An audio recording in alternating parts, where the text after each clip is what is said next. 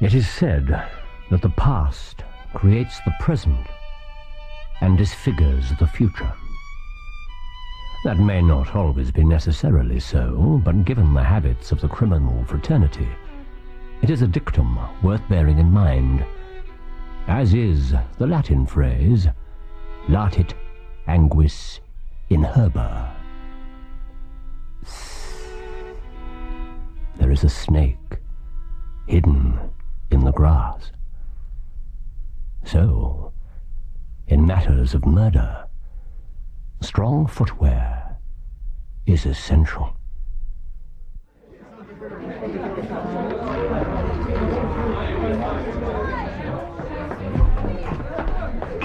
Oh, watch where you're going, boy! Sorry, Mr. Phillips. Oh, phew.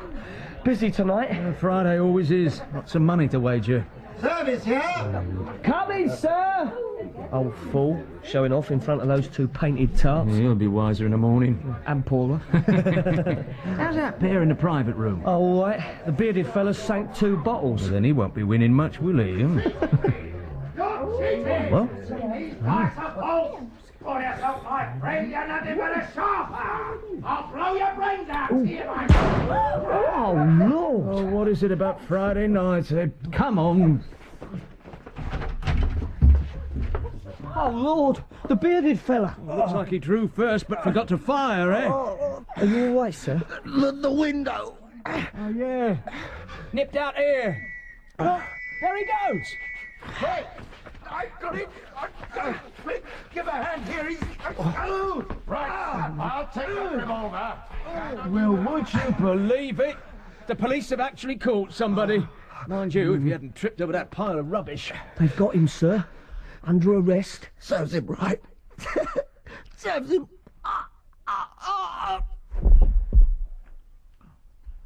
Oh, Lord. Well, at least he died happy.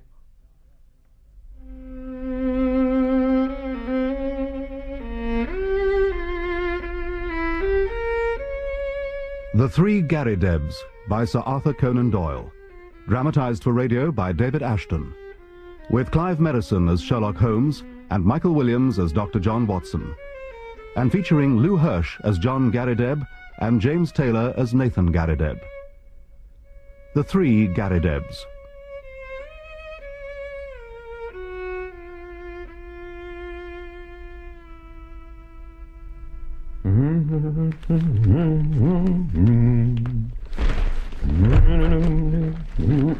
A rare event to witness. Watson, bursting into song. Oh, hardly bursting, Holmes. Nonetheless, to what do we owe this unexpected lyricism? Nothing. Nothing at all. Early summer? Perhaps the sap rising? Oh, don't think so. Oh, it may be rising somewhere. The forecast is for a fine day. Yes, and lovers, no doubt, will be gambolling in the park. I believe it's lambs that gamble. Yes, and lovers? Lurk, I suppose. Whatever. I'm glad to see that you have finally risen. Like the sap. Yes, like the sap. I may take it that your sojourn in bed is over. Ah, you know my habits, Watson. When I have nothing to do, I quite often do nothing. I wondered if you might be pondering the wisdom of your decision to refuse the knighthood. No, I have not. Ah, pity. Sir Sherlock Holmes. Oh, it has a fine ring. I need no honour to serve my country, Watson.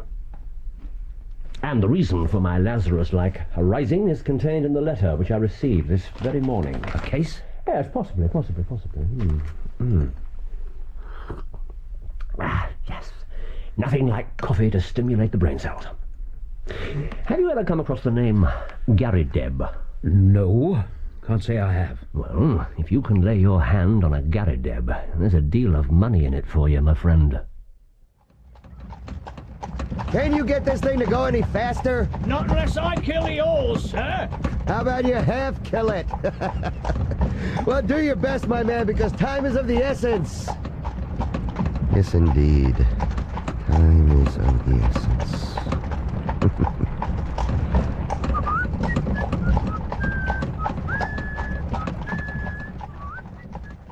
Here you are, Holmes, in the directory. Only the one, but here it is. Let me see. Oh, yes. Nathan Garrideb, 136 Little Ryder Street. Sorry to disappoint you, Watson, but that man's the writer of my letter. You want another to match him. Yes? A gentleman to see you, sir. His card. Thank you, Mrs. Hudson. Yes. Please show him up. Very good, sir.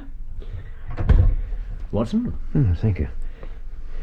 John Garrideb, Counsellor at Law, Kansas, USA. They're coming out of the woodwork. Ah, but this gentleman is also in the plot already. No, I did not expect to see him quite so soon. Not quite so soon. Mr. Holmes! Very like your pictures, I must say, sir. Oh, and you must be Watson. Dr. Watson. John Garrideb, American-born and bred, at your service, sirs. I believe you may have had a letter, Mr. Holmes, from my namesake, Nathan. Indeed. But pray sit down. We have much to discuss. Please. Thank you. I thank you, sir. Most hospitable. Yes, born and bred, but surely you've been in this country for some time. Why say that, Mr. Holmes? The shoulder cut of your coat, the toes of your boots, the whole outfit is English, is it not? Oh, yes, one of your little tricks, eh? Well, business recently brought me here, so my outfit, as you say, is nearly all London, but I guess we didn't meet to discuss the cut of my socks. Time is of the essence, Mr. Holmes. Can we get down to business? Patience, sir. Tell me, why did Mr. Nathan Garrideb not come here with you? Why did he ever drag you into it at all? Professional business between two gentlemen, and one needs calling a detective. No reflection on you, I'm sure, Mr. Garrideb. Simply zeal on his part to gain an end which is equally vital to both of you. You may have need of special information. I have access to that sort of thing. It was natural that he should apply to me. Oh, well, if you put it like that... That's exactly how I put it. It's just that when he told me, I felt as if my honor had been put in question, and I felt real bad about it, so I came right away to put you straight. And in order to put us straight, perhaps we had better have a clear account of the affair from your own lips, as it were. My friend Watson here knows nothing of the details. Need he know? We usually work together. Two heads, you know. Beg pardon? Being better than one. Ah, yes, right, we have that saying, too. Okay, I'll keep it short and simple if I can. If you came from Kansas, Mr. Holmes, you would know of Alexander Hamilton Garrideb. Made his money in real estate, and then in the wheat pit of Chicago. He was rich beyond your wildest dreams. A sort of Croesus in Kansas? Maybe. He took a great pride in the queerness and singularity of his name, and, like me, he had neither kith nor kin. I was at law in Topeka when we met up, and he was tickled pink to find another one of the same. "Find me some more," says he. "You be a lawyer, you search." I told him I had better things to do than go hiking round the world on a Garrideb hunt. "Nonetheless," said he, "that is exactly what you will do if things work out as I plan." There was a powerful lot of meaning to those words, as I was soon to discover, for he died within a year of saying them, and he left a will behind. It was the queerest will I have ever set eyes on. The property in Kansas is to be divided into 3 parts, and providing that 3 male adult Garridebs can be found and properly attested, they will inherit $5 million. According to the American, $5 million each.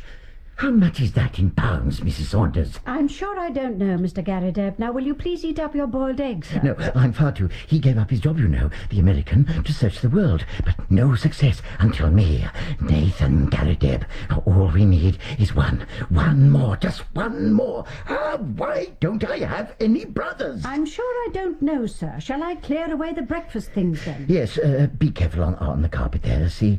Yes, I can see, sir. A mess. Fossiliferous calcifications, Mrs. Saunders. My fossils. And I haven't finished with area ordering. Essential. Absolutely essential. Essential indeed. Oh, think of what I could do. My collection. My life's work. 5 million. He's a strange old coot, but he's a Garrideb. The only one in the directory. Where I found him, that's right.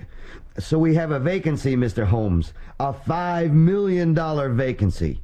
If you can help fill it, we'll pay any charges. I assume you've advertised in the agony columns of the newspapers, etc. Oh, yes, of course. No replies. None at all? Not a thing. Dear me.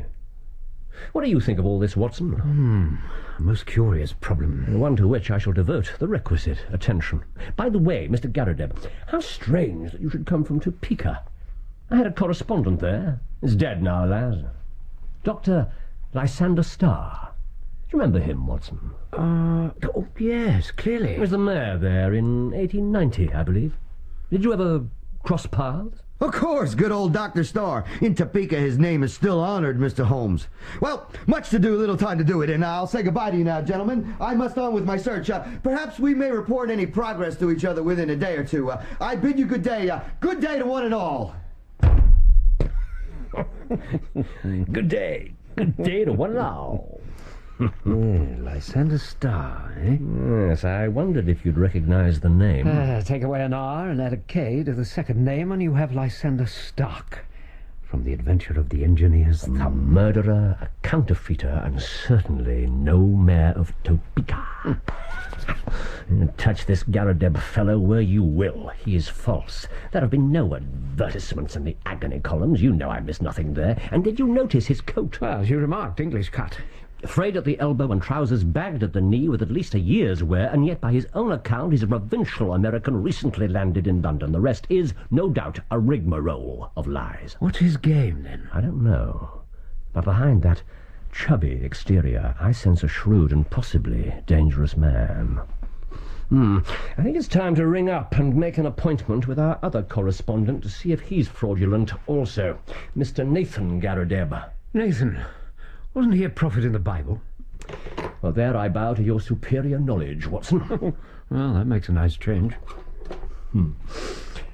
Yes, can you get me Paddington 1314, please? Thank you. Yes, we have another little saying, Mr. Garrideb. Truth, like murder, will out. Oh, Bert! Give me back my hat! Come and get it. I will not! Then you shan't have it. Give me back my hat! All right. Here. Come on. No tricks now. On my honour. Oh! Oh, let me go! You promised no tricks! This isn't a trick. This is nice. Oh, no, don't. Those men are watching. I'll let them, miserable-looking pair. Cheer them up a bit. Oh, come here, you. Courting couples remind me of nothing more nor less than pigeons. The male puffs out his chest and the female runs round in circles. It's just part of life, Holmes. Not a bad part, either. To be in love is to lose one's individuality. One merely becomes subsumed into nature's biological imperatives. There's more to it than that. Is there? Enlighten me. Warmth, companionship, fragrance. Fragrance? Women are fragrance. So's a chestnut blossom, but one needn't marry it. I wonder if those two cooing doves realise that just across the road from them is where the gallows used to put on its little exhibitions. The Tyburn Tree.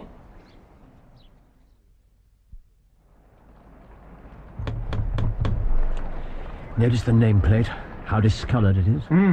Been there quite a time, I'd say. So Garrideb would seem to be his real name, at any rate. Mrs. Saunders?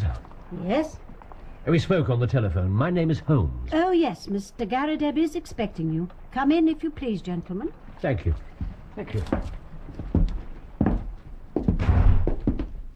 When I rang, you said Mr. Garrideb was asleep. Well, yes, an afternoon nap. All this excitation has tired him. He tires easily, I'm afraid. How long have you been in his employ? Nearly 5 years. Quite a time, then. I'm a widow, sir. Time means little to me. Not much fragrance there, Watson.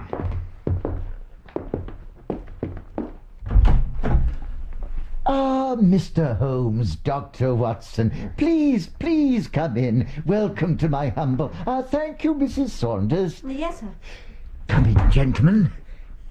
Do be careful, your feet. The fossil's not quite finished yet. Not finished? Categorizing. I see. Are these skulls real? No plaster, unfortunately. The real ones, well, such as Neanderthal there, yes. Hard to come by, eh? Hard to come by. Dr. Watson here has a professional interest in bones. Oh, from the Paleolithic period, perhaps. Perhaps. Now this may interest you, Mr. Holmes. The coin here. Just cleaned it up. Let me see. Ah, yes. Syracusan. Oh, the best style.